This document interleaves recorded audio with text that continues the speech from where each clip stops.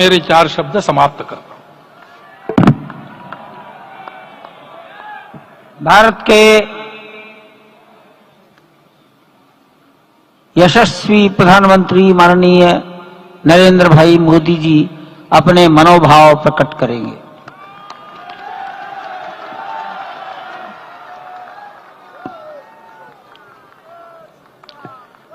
सियावर रामचंद्र की जय। सियावर रामचंद्र की जय। श्रद्धेय मंच, सभी संत एवं ऋषिगण, यहां उपस्थित और विश्व के कोने कोने में हम सबसे साथ जुड़े हुए सभी राम भक्त, आप सबको प्रणाम, आप सबको राम राम।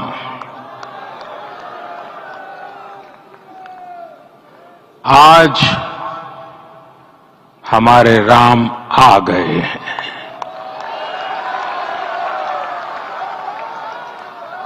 सदियों की प्रतीक्षा के बाद हमारे राम आ गए हैं। सदियों का अभूतपूर्व धैर्य, अनगिनत बलिदान, त्याग और तपस्या के बाद हमारे प्रभु राम आ गए हैं। इस शुभ घड़ी की आप सभी को, समस्त देशवासियों को बहुत बहुत बधाई। मैं अभी गर्भगृह में ईश्वरीय चेतना का साक्षी बनकर आपके सामने उपस्थित हुआ हूं। कितना कुछ कहने को है, लेकिन कंठ अवरुद्ध है। मेरा शरीर अभी भी स्पंदित है, चित्त अभी भी उस पल में लीन है।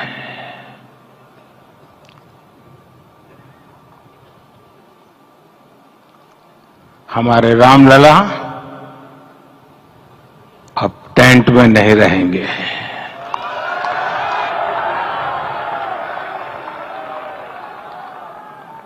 हमारे रामलला अभी दिव्य मंदिर में रहेंगे। मेरा पक्का विश्वास है, अपार श्रद्धा है कि जो घटित हुआ है, इसकी अनुभूति देश के, विश्व के कोने कोने में राम भक्तों को हो रही होगी। ये क्षण अलौकिक है, ये पल पवित्रतम है। ये माहौल, ये वातावरण, ये ऊर्जा, ये घड़ी प्रभु श्री राम का हम सब पर आशीर्वाद है। 22 जनवरी 2024 का ये सूरज एक अद्भुत आभा लेकर आया है। 22 जनवरी 2024 ये कैलेंडर पर लिखी एक तारीख नहीं, ये एक नए काल चक्र का उद्गम है।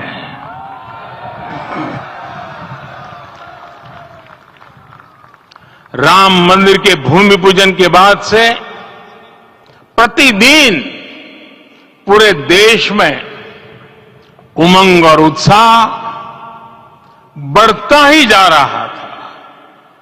निर्माण कार्य देख देशवासियों में हर दिन एक नया विश्वास पैदा हो रहा था।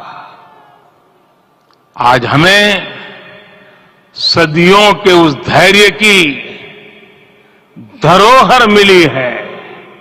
आज हमें श्री राम का मंदिर मिला है। गुलामी की मानसिकता को तोड़कर उठ खड़ा हो राष्ट्र। अतीत के हर दंश से हौसला लेता हुआ राष्ट्र ऐसे ही नव इतिहास का सृजन करता है। आज से 1000 साल बाद भी लोग आज की इस तारीख की, आज के इस पल की चर्चा करेंगे। और ये कितनी बड़ी राम कृपा है कि हम सब इस पल को जी रहे हैं, इसे साक्षात घटित होते देख रहे हैं। आज दिन दिशाएं, दिग दिगंत सब दिव्यता से परिपूर्ण है। ये समय सामान्य समय नहीं है। ये काल के चक्र पर सर्वकालिक शाही से अंकित हो रही अमिट स्मृति रेखाएं हैं। साथियों, हम सब जानते हैं कि जहां राम का काम होता है वहां पवन पुत्र हनुमान अवश्य विराजमान होते हैं। इसलिए मैं राम भक्त हनुमान और हनुमान गढ़ी को भी प्रणाम करता हूं। मैं माता जानकी, लक्ष्मण जी, भरत, शत्रुघ्न सबको नमन करता हूं। मैं पावन अयोध्यापुरी और पावन सरयू को भी प्रणाम करता हूं। मैं इस पल दैवीय अनुभव कर रहा हूं कि जिनके आशीर्वाद से ये महान कार्य पूरा हुआ है। वे दिव्य आत्माएं, वे दैवीय विभूतियां भी इस समय हमारे आसपास उपस्थित है। मैं इनसे भी दिव्य चेतनाओं को भी कृतज्ञता पूर्वक नमन करता हूं। मैं आज प्रभु श्री राम से क्षमा याचना भी करता हूं। हमारे पुरुषार्थ, हमारे त्याग, तपस्या में कुछ तो कमी रह गई होगी कि हम इतनी सदियों तक ये कार्य कर नहीं पाए। आज वो कमी पूरी हुई है।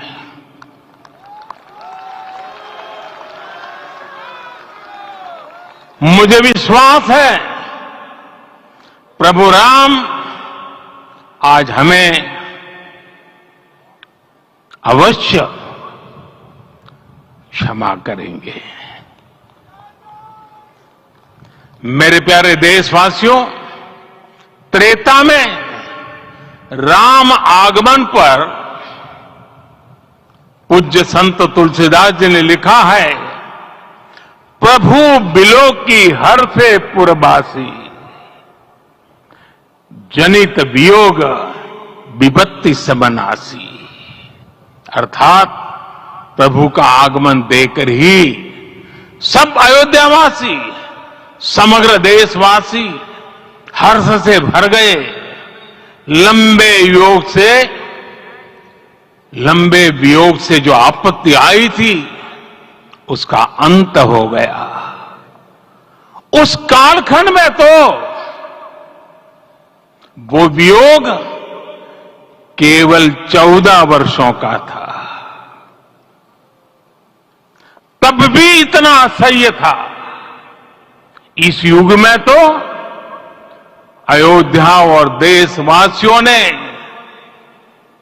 सैकड़ों वर्षों का वियोग सहा है।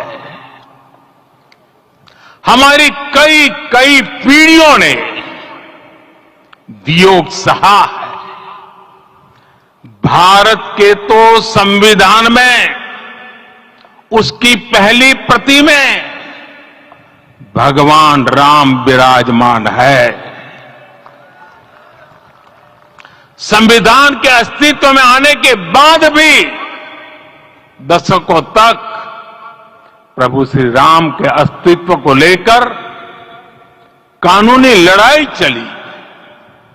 मैं आभार व्यक्त करूंगा भारत की न्यायपालिका का, जिसने न्याय की लाज रख ली।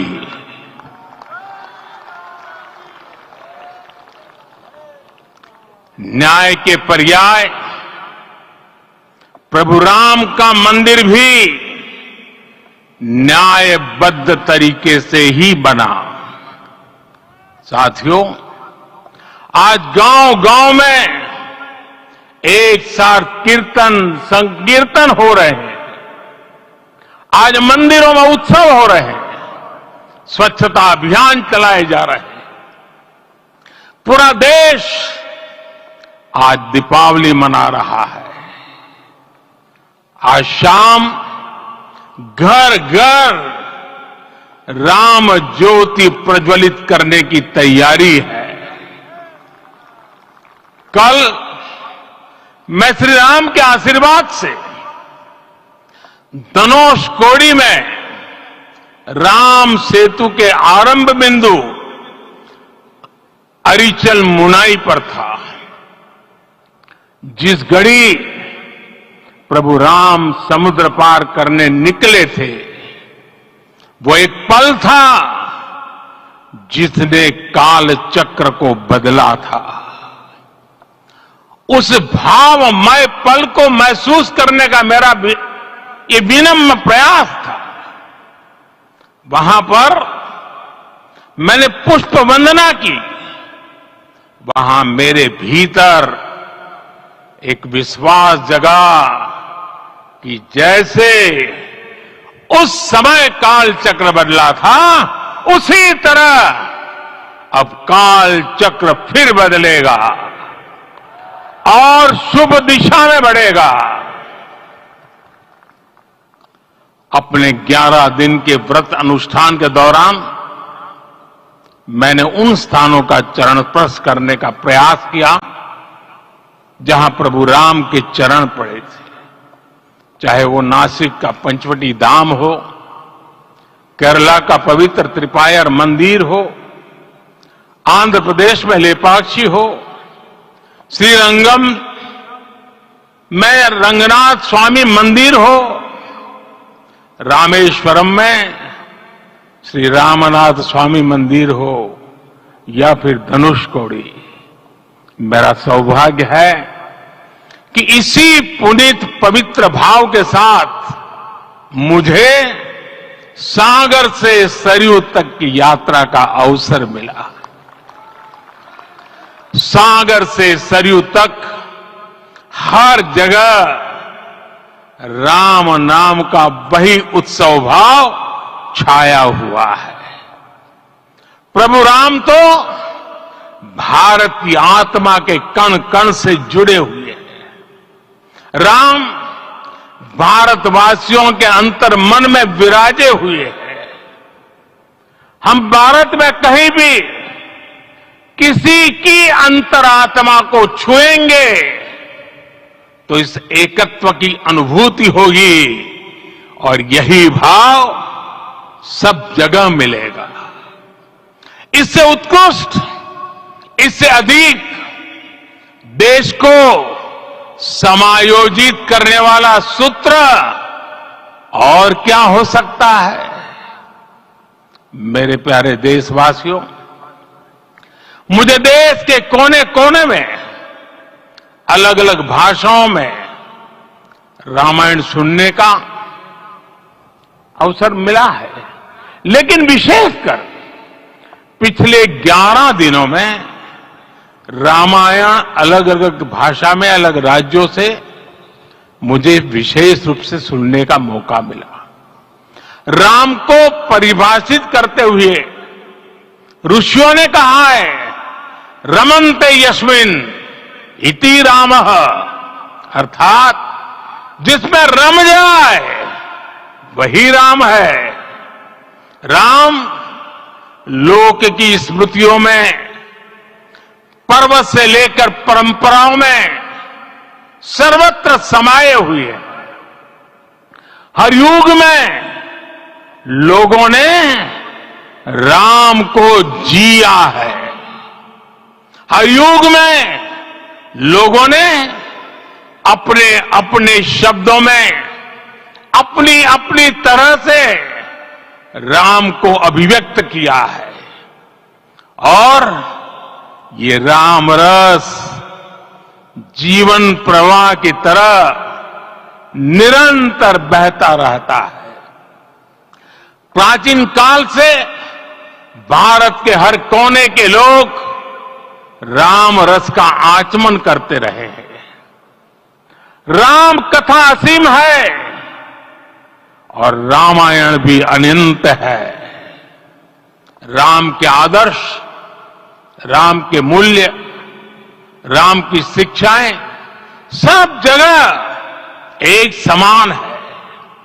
प्रिय देशवासियों, आज इस ऐतिहासिक समय में देश उन व्यक्तित्वों को भी याद कर रहा है जिनके कार्य और समर्पण की वजह से आज हम ये शुभ दिन देख रहे हैं। राम के इस काम में कितने ही लोगों ने त्याग और तपस्या की पराकाष्ठा करके दिखाई है। उन अनगिनत राम भक्तों के, उन अनगिनत कार सेवकों के और उन अनगिनत संत महात्माओं के हम सब ऋणी हैं। साथियों, आज का ये अवसर उत्सवता का क्षण तो है ही, लेकिन इसके साथ ही यह क्षण भारतीय समाज की परिपक्वता के बोध का भी क्षण है। हमारे लिए ये अवसर सिर्फ विजय का नहीं, विनय का भी है। दुनिया का इतिहास साक्षी है कि कई राष्ट्र अपने ही इतिहास में उलझ जाते हैं। ऐसे देशों ने जब भी अपने इतिहास की उलझी हुई गांठों को खोलने का प्रयास किया, उन्हें सफलता पाने में बहुत कठिनाई आई, बल्कि कई बार तो पहले से ज्यादा मुश्किल परिस्थितियां बन गई। लेकिन हमारे देश ने इतिहास की इस गांठ को जिस गंभीरता और भावुकता के साथ खोला है, वो ये बताती है कि हमारा भविष्य हमारे अतीत से बहुत सुंदर होने जा रहा है। वो भी एक समय था जब कुछ लोग कहते थे कि राम मंदिर बना तो आग लग जाएगी। ऐसे लोग भारत के सामाजिक भाव की पवित्रता को नहीं जान पाए। रामलला के इस मंदिर का निर्माण भारतीय समाज के शांति, धैर्य, आपसी सद्भाव और समन्वय का भी प्रतीक है। हम देख रहे हैं ये निर्माण किसी आग को नहीं बल्कि ऊर्जा को जन्म दे रहा है। राम मंदिर समाज के हर वर्ग को एक उज्जवल भविष्य के पथ पर बढ़ने की प्रेरणा लेकर आया है। मैं आज उन लोगों से आह्वान करूंगा, आइए आप महसूस कीजिए, अपनी सोच पर पुनर्विचार कीजिए। राम आग नहीं है, राम ऊर्जा है। राम विवाद नहीं, राम समाधान है। राम सिर्फ हमारे नहीं है, राम तो सबके हैं। राम वर्तमान नहीं, सिर्फ वर्तमानी नहीं, राम अनंत काल है। साथियों, आज जिस तरह राम मंदिर प्राण प्रतिष्ठा के इस आयोजन से पूरा विश्व जुड़ा हुआ है, उसमें राम की सर्वव्यापकता के दर्शन हो रहे हैं। जैसा उत्सव भारत में है, वैसा ही अनेक देशों में है। आज अयोध्या का यह उत्सव रामायण की उन वैश्विक परंपराओं का भी उत्सव बना है। रामलला की यह प्रतिष्ठा वसुधैव कुटुंबकम के विचार की भी प्रतिष्ठा है। साथियों, आज अयोध्या में केवल श्री राम के विग्रह रूप की प्राण प्रतिष्ठा नहीं हुई है, ये श्री राम के रूप में साक्षात भारतीय संस्कृति के प्रति अटूट विश्वास की भी प्राण प्रतिष्ठा है। ये साक्षात मानवीय मूल्यों और सर्वोच्च आदर्शों की भी प्राण प्रतिष्ठा है। इन मूल्यों की, इन आदर्शों की आवश्यकता आज संपूर्ण विश्व को है।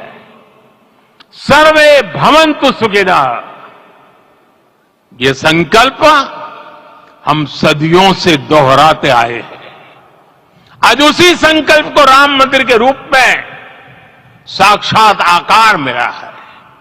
ये मंदिर मात्र एक देव मंदिर नहीं है, ये भारत की दृष्टि का, भारत के दर्शन का, भारत के दिग्दर्शन का मंदिर है। ये राम के रूप में राष्ट्र चेतना का मंदिर है।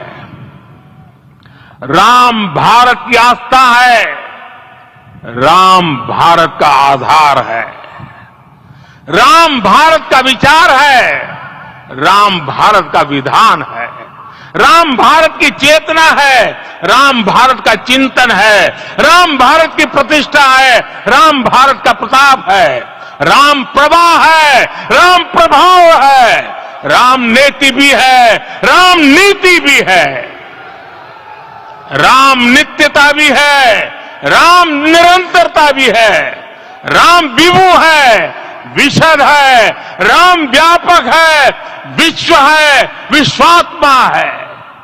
और इसलिए जब राम की प्रतिष्ठा होती है तो उसका प्रभाव वर्षों या शताब्दियों तक ही नहीं होता, उसका प्रभाव हजारों वर्षों के लिए होता है।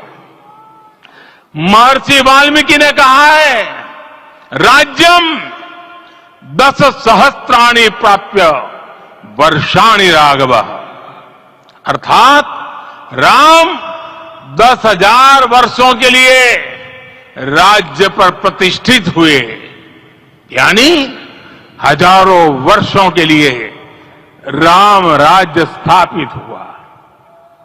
जब त्रेता में राम आए थे तब हजारों वर्षों के लिए राम राज्य की स्थापना हुई थी। हजारों वर्षों तक राम विश्व पथ प्रदर्शन करते रहे थे।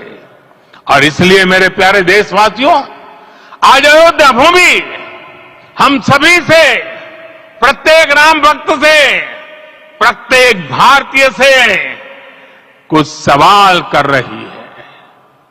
श्री राम का भव्य मंदिर तो बन गया, अब आगे क्या? सदियों का इंतजार तो खत्म हो गया, अब आगे क्या?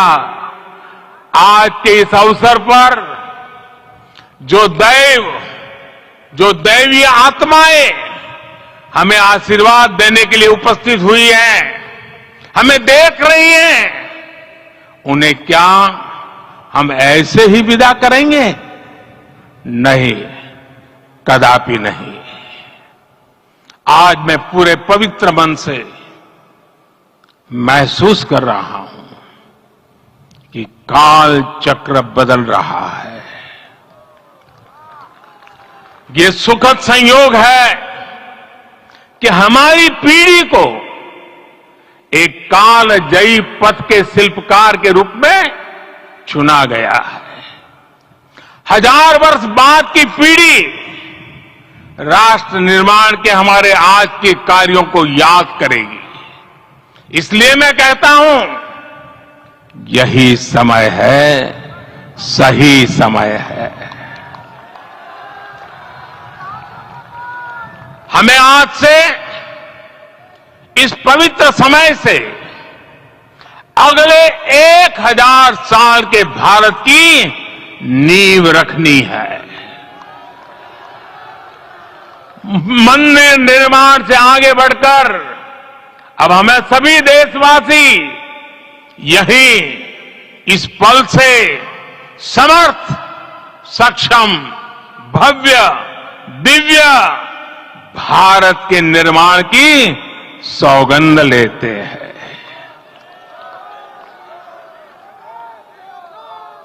राम के विचार मानस के साथ ही जनमानस में भी हो, यही राष्ट्र निर्माण की सीढ़ी है।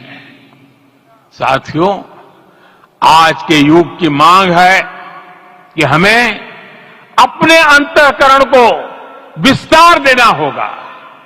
हमारी चेतना का विस्तार देव से देश तक, राम से राष्ट्र तक होना चाहिए।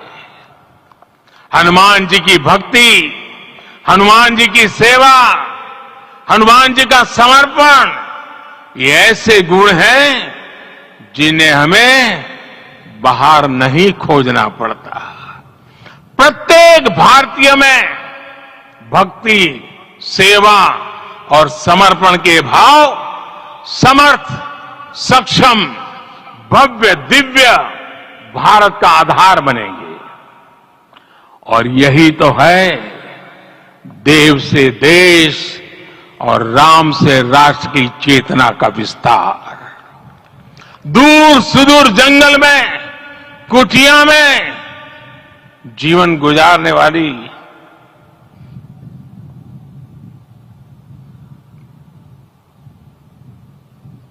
मेरी आदिवासी मां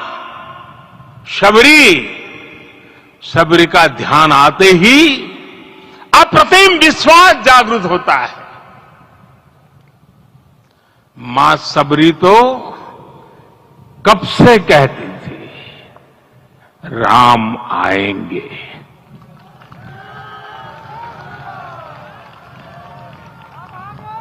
प्रत्येक भारतीय में जन्मा यही विश्वास समर्थ, सक्षम, भव्य भारत का आधार बनेगा। और यही तो है देव से देश और राम से राष्ट्र की चेतना का विस्तार। हम सब जानते हैं कि निषाद राज की मित्रता सभी बंधनों से परे है। निषाद राज का राम के प्रति सम्मोहन, प्रभु राम का निषाद राज के लिए अपनापन कितना मौलिक है।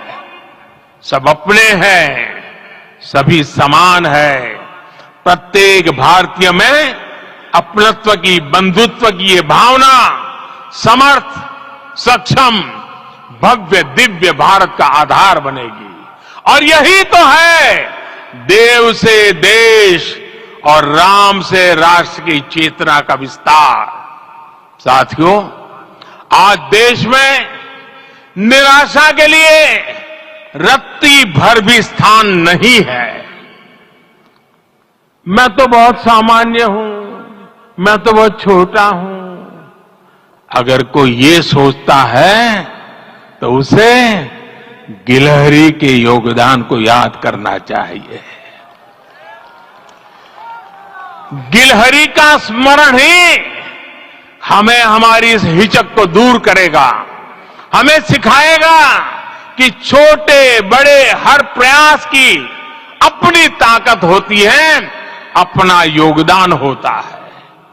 और सबके प्रयास की यही भावना समर्थ, सक्षम, भव्य, दिव्य भारत का आधार बनेगी। और यही तो देव से देश और राम से राष्ट्र की चेतना का विस्तार। साथियों, लंकापति रावण प्रकांड ज्ञानी थे, अपार शक्ति के ध्यानी थे, लेकिन जटायु जी की मूल्य निष्ठा देखिए। वे महाबली रावण से भिड़ गए। उन्हें भी पता था कि वो रावण को परास्त नहीं कर पाएंगे, लेकिन फिर भी उन्होंने रावण को चुनौती दी। कर्तव्य की यही पराकाष्ठा समर्थ, सक्षम, भव्य, दिव्य भारत का आधार है। और यही तो है देव से देश और राम से राष्ट्र की चेतना का विस्तार। आइए हम संकल्प लें कि राष्ट्र निर्माण के लिए हम अपने जीवन का पल पल लगा देंगे। राम काज से राष्ट्र काज, समय का पल पल, शरीर का कण कण राम समर्पण को राष्ट्र समर्पण के ध्येय से जोड़ देंगे। मेरे देशवासियों, प्रभु श्री राम की हमारी पूजा विशेष होनी चाहिए। ये पूजा स्व से ऊपर उठ करके समष्टि के लिए होनी चाहिए। ये पूजा अहम से उठकर वयम के लिए होनी चाहिए। प्रभु को जो भोग चढ़ेगा वो विकसित भारत के लिए हमारे परिश्रम की पराकाष्ठा का प्रसाद भी होगा। हमें नित्य पराक्रम, पुरुषार्थ, समर्पण का प्रसाद प्रभु राम को चढ़ाना होगा। इनसे नित्य प्रभु राम की पूजा करनी होगी, तब हम भारत को वैभवशाली और विकसित बना पाएंगे। मेरे प्यारे देशवासियों, ये भारत के विकास का अमृत काल है। आज भारत युवा शक्ति की पूंजी से भरा हुआ है, ऊर्जा से भरा हुआ है। ऐसी सकारात्मक परिस्थितियां फिर न जाने कितने समय बाद बनेगी। हमें अब चूकना नहीं है, हमें अब बैठना नहीं है। मैं अपने देश के युवाओं से कहूंगा, आपके सामने हजारों वर्ष की परंपरा की प्रेरणा है। आप भारत की उस पीढ़ी का प्रतिनिधित्व करते हैं जो चांद पर तिरंगा लहरा रही है। वो 15 लाख किलोमीटर की यात्रा करके सूर्य के पास जाकर मिशन आदित्य को सफल बना रही है। जो आसमान में तेजस और सागर में विक्रांत का परचम लहरा रही है। अपनी विरासत पर गर्व करते हुए आपको भारत का नव प्रभात लिखना है। परंपरा की पवित्रता और आधुनिकता की अनंतता, दोनों ही पथ पर चलते हुए भारत समृद्धि के लक्ष्य तक पहुंचेगा। मेरे साथियों, आने वाला समय अब सफलता का है। आने वाला समय अब सिद्धि का है। ये भव्य राम मंदिर साक्षी बनेगा भारत के उत्कर्ष का, भारत के उदय का। ये भव्य राम मंदिर साक्षी बनेगा भव्य भारत के अभ्युदय का, विकसित भारत का। ये मंदिर सिखाता है कि अगर लक्ष्य सत्य प्रमाणित हो, अगर लक्ष्य सामूहिकता और संगठित शक्ति से जन्मा हो, तब उस लक्ष्य को प्राप्त करना असंभव नहीं है। ये भारत का समय है और भारत अब आगे बढ़ने वाला है। शताब्दियों की प्रतीक्षा के बाद हम यहां पहुंचे हैं। हम सब ने इस युग का, इस कालखंड का इंतजार किया है। अब हम रुकेंगे नहीं, हम विकास की ऊंचाई पर जाकर ही रहेंगे। इसी भाव के साथ रामलला के चरणों में प्रणाम करते हुए आप सभी को बहुत बहुत शुभकामनाएं। सभी संतों के चरणों में मेरे प्रणाम। सियावर रामचंद्र की, सियावर रामचंद्र की, सियावर रामचंद्र की।